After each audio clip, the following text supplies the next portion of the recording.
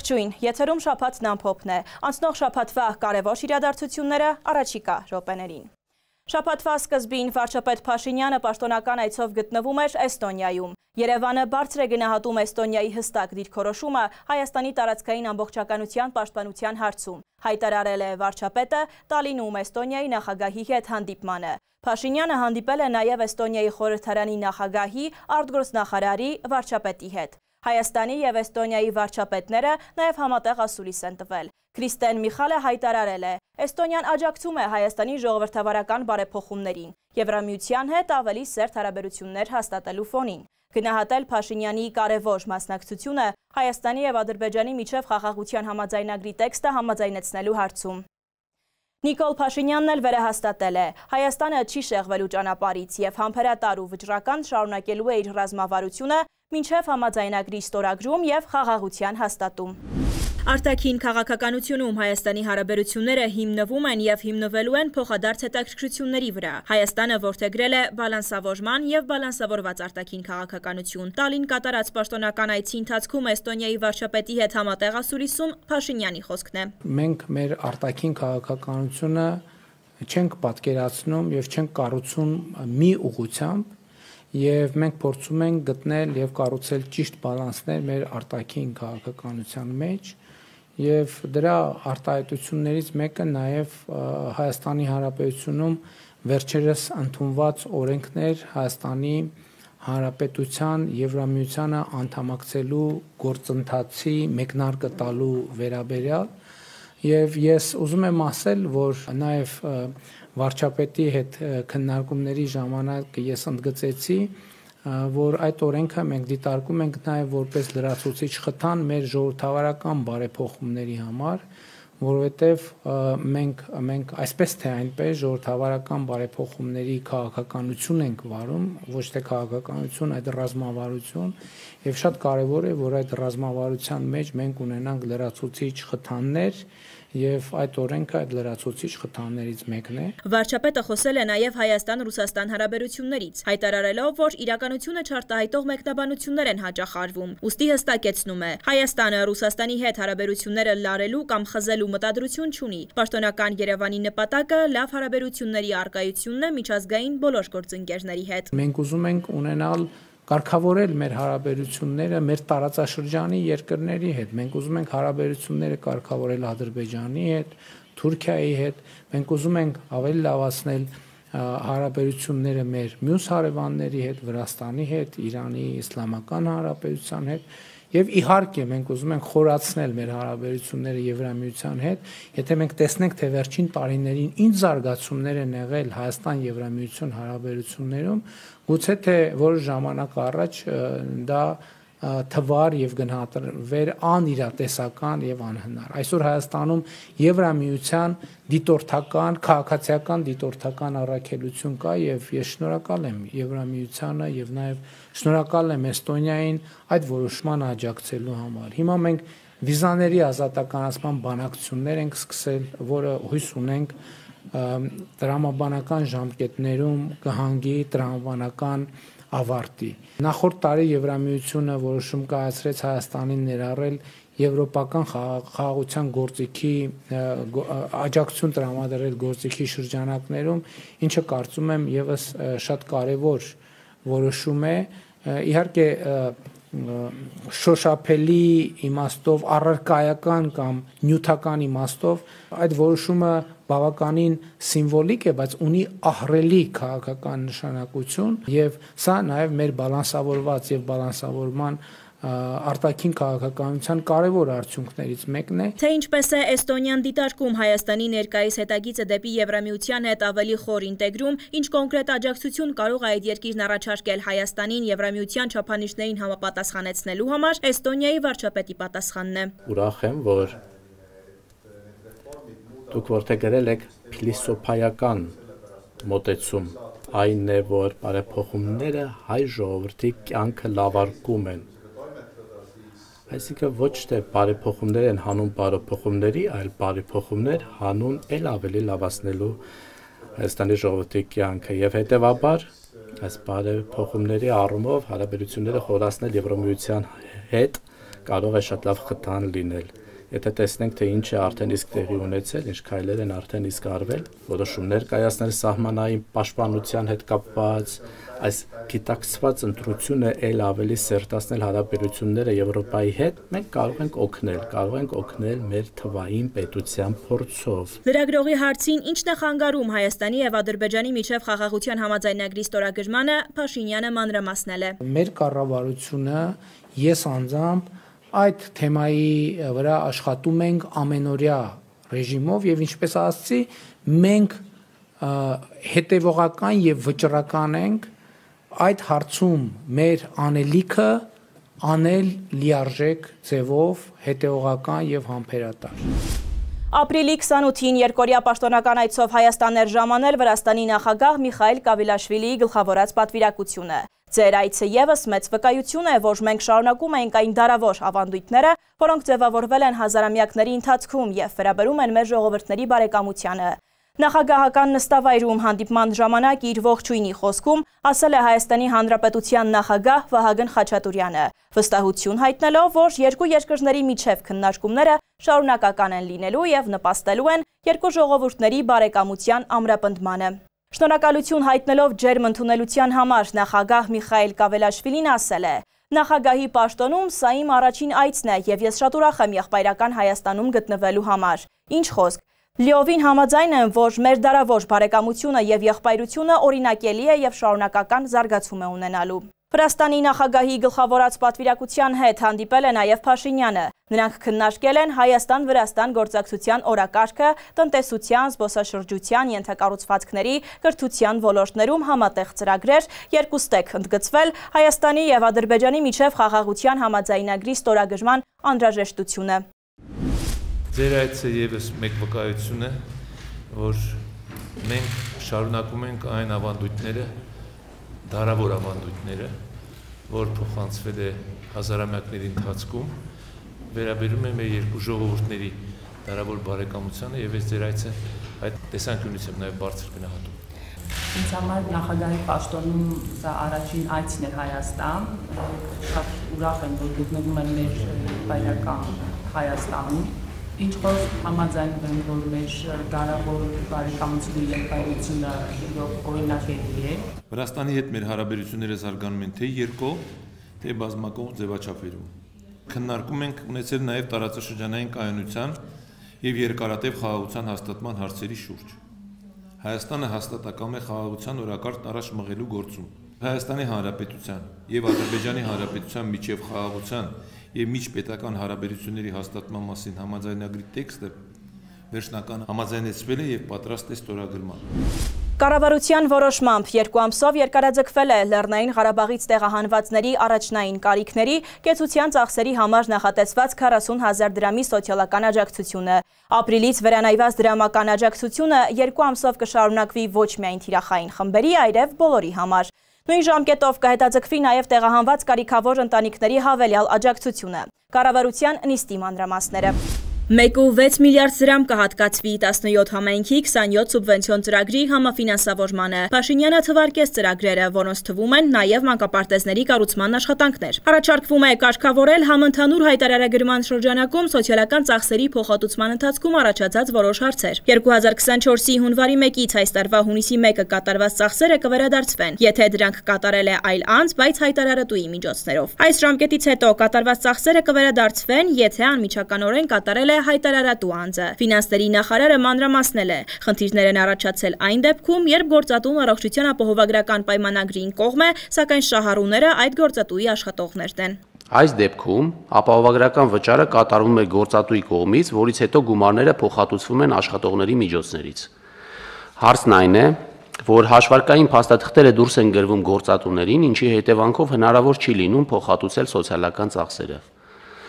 Սրանով հնարավորություն է տրվում այս դեպքում վերադարձնել սոցիալական ծախսի գումարները։ Խնդիր է ծագել նաև այն դեպքում, երբ համայնքների պատվերով համայնքների ոչ առևտրային կազմակերպությունները մատուցում են կրթական ծառայություններ, որոնց համար հայտարարատուները համայնքի բյուջե են վճարում տեղական վճար, օրինակ համայնքային մանկապարտեզների վճարները։ Համայնքների պատվերով համայնքային ոչ առևտրային կազմակերպությունների կողմից կրթական ծառայություններ մատուցելու դեպքում խնդրահարույց է համայնքների կողմից հաշվարկային փաստաթղթերի դուրսգրումը։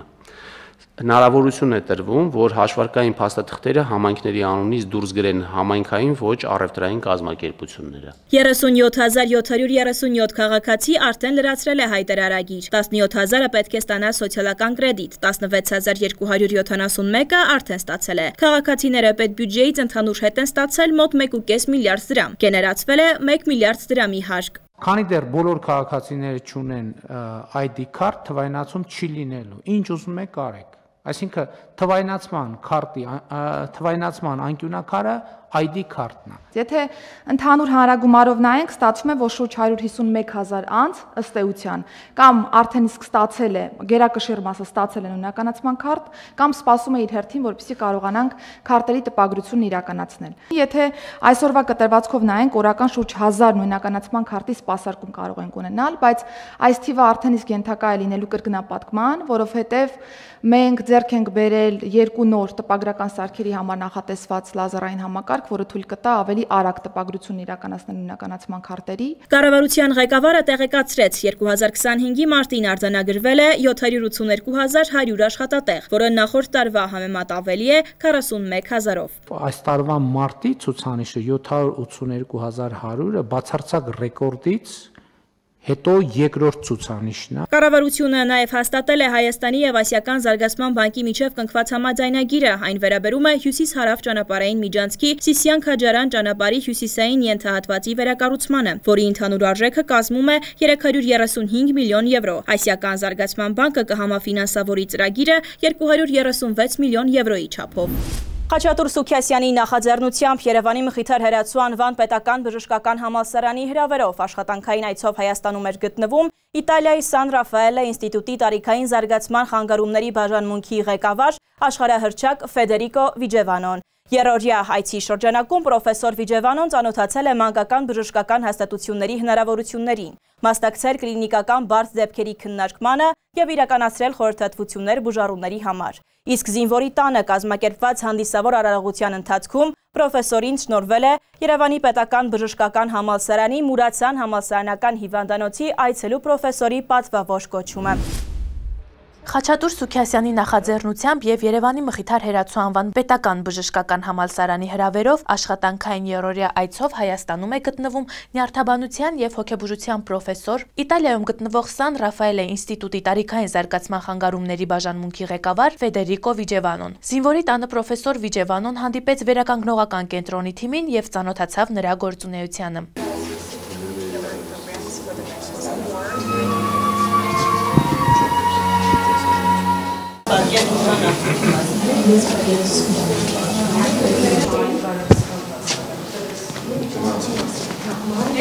Վերականգնողական կենտրոնում պատգամավորներ Խաչատուր Սուքիասյանի, Սիսակ Գաբրիելյանի, Արման Եղոյանի, Մխիթար Հերացու անվան բժշկական համալսարանի ռեկտոր Արմեն Մուրադյանի եւ Հայաստանում Իտալիայի դեսպան Ալեսանդրո Ֆերանտիի հետ շրջայց իրականացնելուց հետո պրոֆեսորին շնորհվեց Մուրացյան համալսարանական հիվանդանոցի այցելու պրոֆեսորի պատվավոր կոչումը։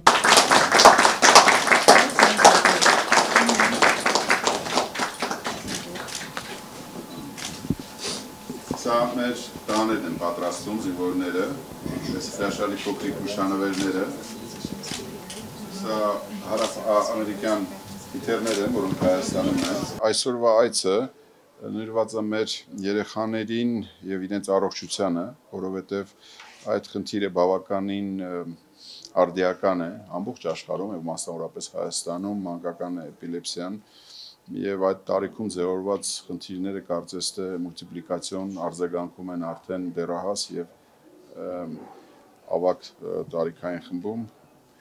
Մեզ համար շատ կարեւոր է ոչ միայն իր ներկայությունը, այլ իր կարծիքային տարաբնույթ հարցերի շուրջ, որը որ քննարկվում են բժշկության մեջ։ Մուրադյանը նշեց, որ այցելու պրոֆեսորի կարգավիճակը պրոֆեսորին թույլ է տալիս տարեկան մի քանի անգամ այցեր եւ վերապատրաստումներ կազմակերպել իր իսկ կլինիկայում։ Յուրաքանչյուր երեխայի դեպ առանձնահատուկ է եւ իր փորձը, իր մոտեցումները, իր հաջողությունները, որը նա գրանցել է իր ամբողջ կարիերայի ընթացքում, ոչ միայն հույս են ներշնչում, այլ վստահություն են տալիս, որ երեխաները, որոնք այսօր Հայաստանում ունեն նման խնդիր, ծնողները, որոնք տարապում են այդ ախտորոշման պարագայում, այսօր եւս մեկ հնարավորություն ստացան միջազգային խոսք լսելու եւ բժշկական համալսարանը կապահովի հարթակ, որ դա ոչ միայն դրվագային լինի, այլ ինստիտուցիոնալ փորձի փոխանակման, կադրերի վերապատրաստման, գիտական քննարկումների եւ ձեռքբերումների փոխանակման հնարավորություն տա։ Պրոֆեսորը հայտնի նյարդաբան է եւ ամենահեղինակավոր կարծիքը զինվորի տանը եւ Երևանի պետական բժշկական համալսարանում ծայրահեղ կարեւոր է մեր տղաների համար, քանի որ ունեն տրավմատիկ եւ հետտրավմատիկ խնդիրներ, հավելեց ռեկտոր Մուրադյանը։ Այժմ միջազգային լրահոսից։ Միացյալ Նահանգներն այս շաբաթ դարձյալ զգուշացրել է ռուս-ուկրաինական պատերազմի կողմերին, եթե նրանք կոնկրետ առաջարկներ չանեն պատերազմը դադարեցնելու համար, Միացյալ Նահանգները հետ կկանգնի որպես միջնորդ։ Պետդեպարտամենտի խոսնակը հրաժարվել է հստակեցնել, թե ինչ ժամկետների մասին կարող է խոսք լինել, սակայն հավելել, որ դա ԱՄՆ պետքարտուղար Ռուբիոյի շատ հստակ հայտարարությունն է։ Ռուսական կողմն էլ ի պատասխան հնչող հայտարարություններին ու կոչերին նշում է. Ուկրաինական ճգնաժամի արագ լուծումը գործնականում անհնարին է։ Մենք հասկանում ենք, որ Վաշինգտոնի ցանկությունը ուկրաինական խնդրի արագ հանգուցալուծումն է։ Այդ գործընթացը սակայն չափազանց բարդ է նման արդյունքի համար, ասել է Պեսկովն ու հավելել. Պուտինը հակամարտության քաղաքական դիվանագիտական լուծումը չի մերժում։ Ռուսաստանի նախագահ Վլադիմիր Պուտինը կրկին ժամանակավոր երրորդյա հրադադար է հայտարարել Ուկրաինայում։ Պուտինն առաջարկել է դադարեցնել կրակը մայիսի 8-ից 11-ը, քանի որ Եվրոպայում, այդ թվում Ռուսաստանում, հանդիսավոր միջոցառումներ են անցկացվելու երկրորդ համաշխարհայինում տարած հաղթանակի 80-ամյակի կապակցությամբ։ Յուրաքանչյուր կողմ պետք է իր ունեցածով բավարարվի եւ չհավակնի մյուսի տարածքին։ Հակամարտությունն առաջանում է, երբ կողմերից մեկը ցանկանում է զավթել մյուսի հողերը։ Իրանի նախագահի խոսքն է։ Փեզեշքյանը հույս է հայտնել, որ Ադրբեջանի եւ Հայաստանի միջև խնդիրները կլուծվեն, որպես հիմք ընդունելով միջազգային իրավունքը։ Խոսելով այսպես կոչված Զանգեզուրի միջանցքի վերաբերյալ Թեհրանի դիրքորոշումից Փեզեշքյանը հավելել է. Իրանն Ադրբեջանին իր տարածքով դեպի Նախիջևան ճանապարհ է տրամադրում։ Այդ հարցում արդեն աշխատանքներ են տարվում եւ կա պայմանավորվածություն։ Պակիստանը չորեքշաբթի օրը հայտարարել է, հավաստի հետախուզական տվյալներ ունի, որ Հնդկաստանը մտադիր է շուտով ռազմական գործողությունները սկսել։ Երկու երկրների միջև լարվածությունն աճել է Քաշմիրում զբոսաշրջիկների վրա մահաբեր հարձակումից հետո, ինչի հետևանքով 27 մարդ է զոհվել։ Իրադարձությունների մանրամասներին գործընկերս Գեգամ Ադյանն է ծանոթացել։ Գեգամ, ինչով է պայմանավորված Հնդկաստանի եւ Պակիստանի միջև լարումը։ Աննա, չնայած ահաբեկչությանը, որի մեջ Հնդկաստանը Պակիստանին է մեղադրում, այդ երկու երկրները նոր չէ, որ հակամարտության մեջ են։ Հիմնական կռվախնձորը Քաշմիրն է, հակամարտությունը սկսվել է 1947 թվականին, երբ Բրիտանիայից Հնդկաստանը անկախացավ եւ նաեւ Պակիստան պետությունը ստեղծվեց։ Այդ ժամանակ Քաշմիրի մուսուլմանական մեծամասնության իշխանը որոշեց միանալ Հնդկաստանին ի պատասխան Պակիստանի կողմից զինված ներխուժման, ինչից հետո սկսվեց Հնդկաստան-Պակիստան պատերազմը։ Արդյունքում Քաշմիրը բաժանվեց երկու մասի, Հնդկաստանի եւ Պակիստանի միջև, սակայն երկու կողմն էլ